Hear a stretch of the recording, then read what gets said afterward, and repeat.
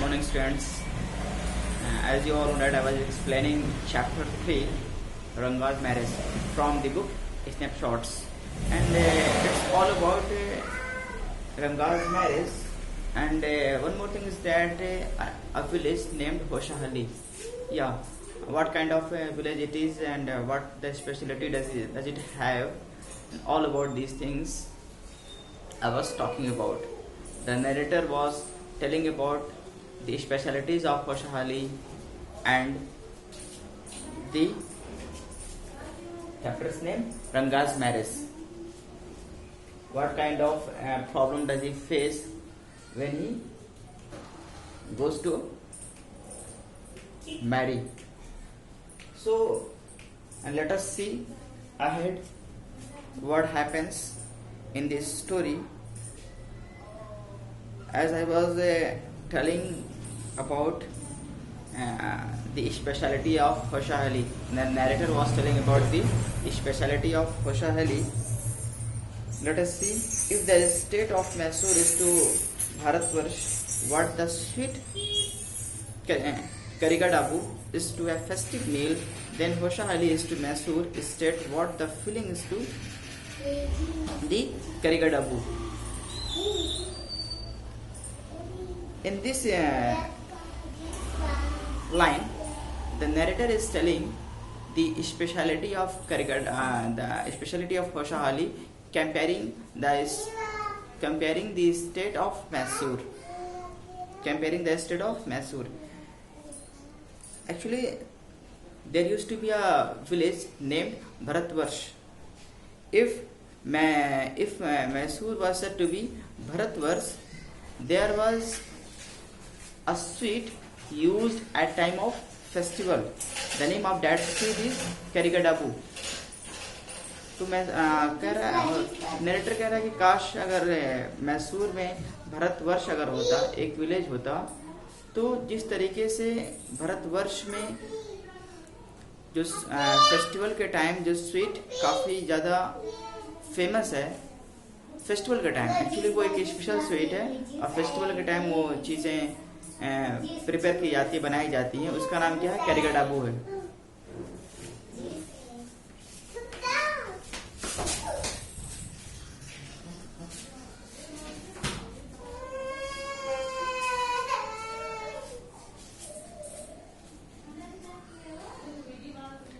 करिगडाबू है, तो उसी की स्पेशलिटी वो बता रहा है कि देन होशाहली इज टू मैसूर। इसी तरीके से मैसूर के पास होशाहली है जो अपनी स्पेशलिटीज़ की वजह से जाना जाता है। उसकी क्या क्या स्पेशलिटीज़ हैं आगे नरेटर बता भी रहा है।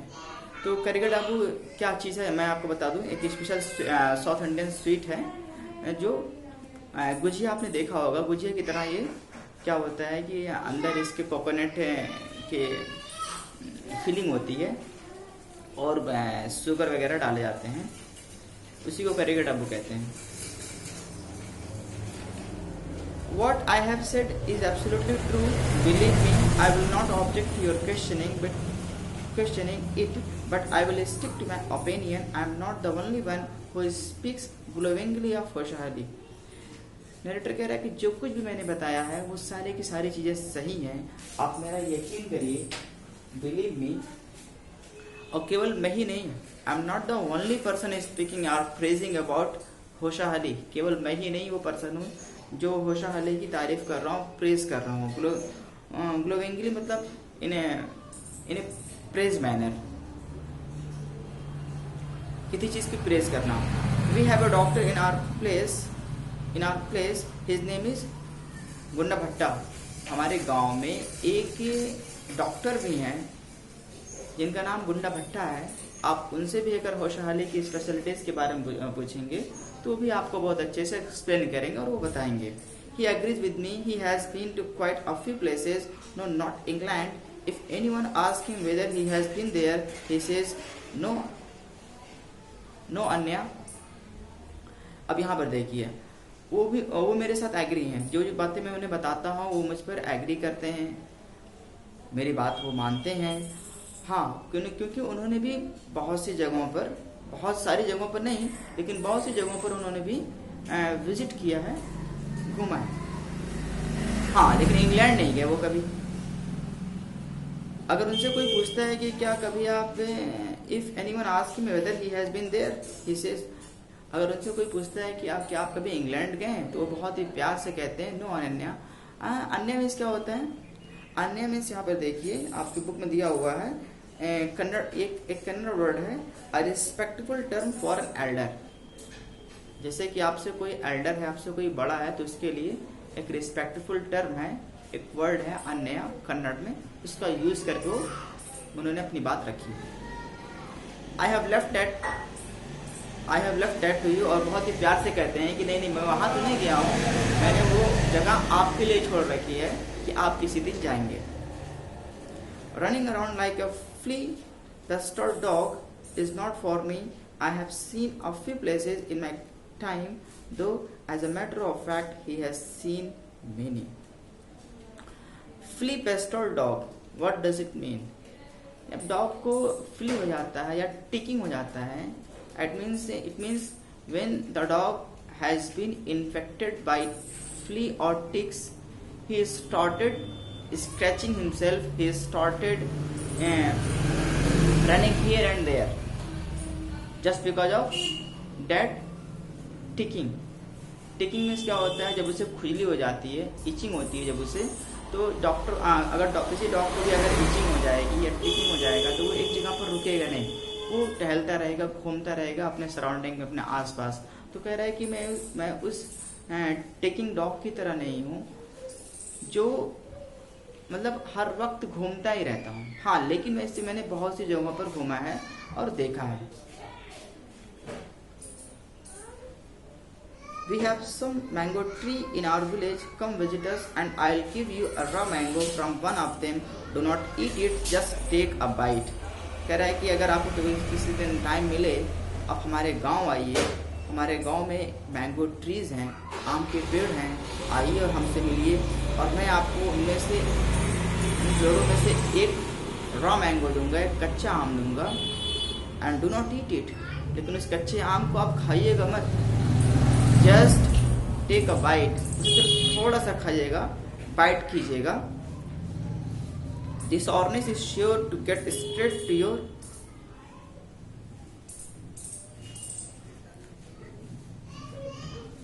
ब्रह्मांद्र। व्हाट डज इट मीन ब्रह्मांद्र? ब्रह्मांद्र में यहाँ देखिए दिया हुआ कन्नड़ में, the soft part in a child's head where skull bone joint later. ये जो फोरहेड जो होता है, इस पार्ट को ब्रह्मांद्र कहते हैं कन्नड़ में। तो अगर आप उस रॉ मैंगो को अगर आप बाइट करेंगे, खाएंगे, तो उसमें इतना सॉरनेस होता है, इतना खट्टापन होता है कि आपके दिमाग तक उसकी जो टेस्ट है, उसकी जो क्या नाम है, स्पेशलिटी, जो उसकी जो क्वालिटीज है उस मैंगो की, उसका जो सॉरनेस इतना जबरदस्त है कि वो आपके दिमाग तक पूरा चढ़ जाएगा।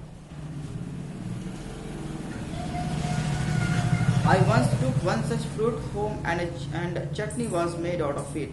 एक बार तो मैं अपने घर इसी कच्चे आम को लेके गया और उसमें से क्या मैंने बनाया, चटनी बनाई। All of us ate it. The cough we suffered from. After that, it was when I went for the cough medicine that the doctor told me about the special quality of the fruit. एक बार क्या हुआ, हम लोग उस आम को घर लेके गए और उसके बाद मैंने उसमें से चटनी बनाई। चटनी बनाने के बाद हम सभी लोगों ने उसे खाया और इसे खाने के तुरंत बाद मुझे कफ होने लगा और It was when I went for the cough medicine, और मैं जब कफ की मेडिसिन लेने के लिए मैं गया, मैं डॉक्टर से जब मैं इंटरेक्ट हुआ, जब मैं डॉक्टर से मिला, तो डॉक्टर ने उस फ्रूट की स्पेशलिटी के बारे में मुझे बताया कि वो अपनी बिटरनेस, अपनी सॉरनेस की वजह से पूरे इंडिया में फेमस है। इतना सॉरनेस और किसी आम के पेड़ में नहीं पाया जाता, जो होशाहाली में उगे हुए जो पेड़ होते हैं उनसे पाया जाता है। Just as the mango is special, so is everything else around our village. We have a creeper growing in the ever so fine water of the village pond. और जिस तरीके से मैंगो स्पेशल है हमारे गांव में, ठीक उसी तरह से और भी बहुत सी चीज़ें हमारे गांव में फेमस हैं। हमारे गांव में एक तालाब है और उस तालाब के पास एक क्रीपर की ग्रोइंग होती है। क्रीपर भी एक तरह का क्या नाम है, पेड़ होता है। पेड़ की तरह तो नहीं होता है, एक्चुअली वो ग्राउंड में ग्रो होते हैं, उगते हैं और उनकी लेंथ काफ़ी ज़्यादा होती है।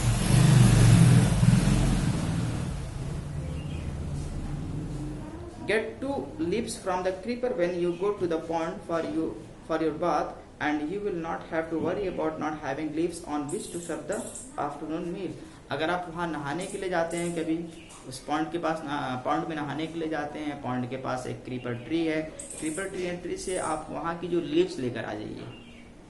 नरेटर कह रहा है कि वहाँ पर जो क्रीपर पर जो लीव्स उगती हैं, उन लीव्स को आप लेकर आइए और आप जब घर पर लाएंगे तो आपको बॉदर करने की ज़रूरत नहीं है, वरी होने की ज़रूरत नहीं है अगर आपके पास यूटेंसिल्स नहीं है, बर्तन नहीं है, क्योंकि वो पूरा का पूरा एक प्लेट की तरह काम करता है। क्यों? एक्चुअली वो बहुत बड़ा होता है। क्रीपर के जो लीव्स होती हैं, जो पत्तियां होती हैं, वो बहुत बड़े होते हैं। इतना बड़ा होता है कि आप उसमें बहुत आराम से अपने फूड को सर्व कर सकते हैं, खा सकते हैं। And this is the speciality of creeper that grow in the village of Khoshahali, so as mango trees. Its flowers are fish to behold. You will say I am rambling. It is always like that. When the subject of our village comes up, but enough, if anyone of you would like to visit us, drop me a line. I will let you know where Khoshahali is and what things are like here. The best way of getting to know a place is to visit it.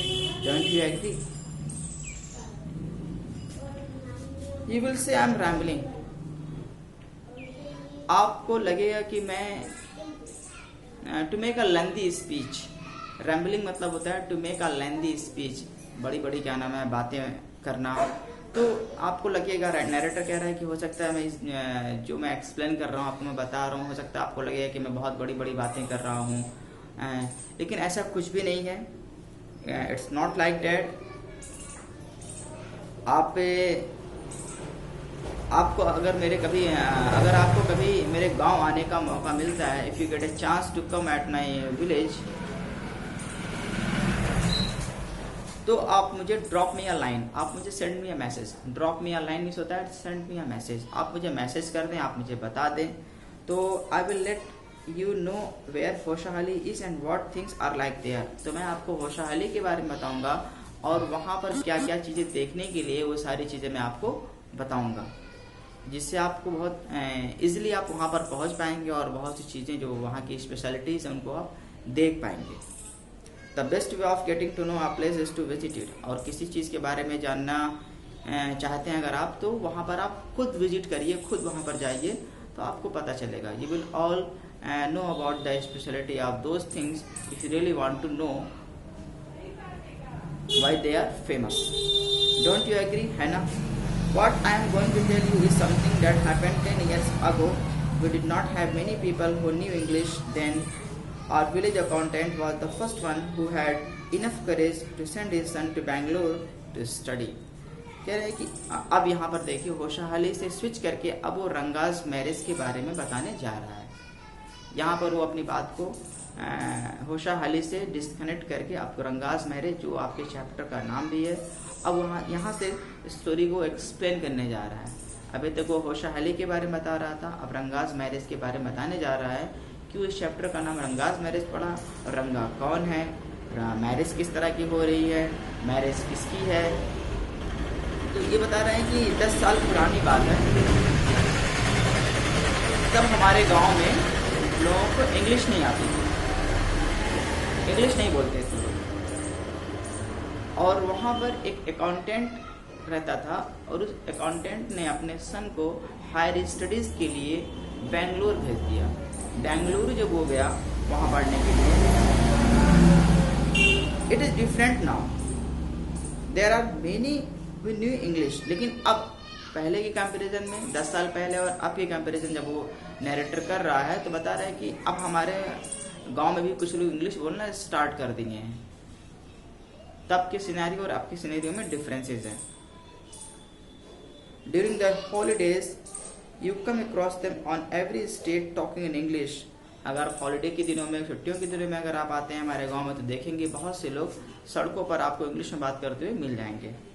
Those days we did not speak in English, लेकिन उन दिनों हम English में बात नहीं करते थे। Nor did we bring in English words while talking in Kannada. और जब हम कन्नड़ का यूज करते थे तो उसमें भी हम इंग्लिश का यूज नहीं करते थे। जैसे आज हम लोग को देखिए, हम लोग हिंदी भी बोलते हैं और इंग्लिश भी बोलते हैं, और कोई लैंग्वेज बोलते हैं उसमें इंग्लिश भी ऐड करते हैं। तो लेकिन पहले वैसा नहीं था। Okay students, thank you so much for watching this video. I hope this chapter will very soon be very close to end. Don't fear at all.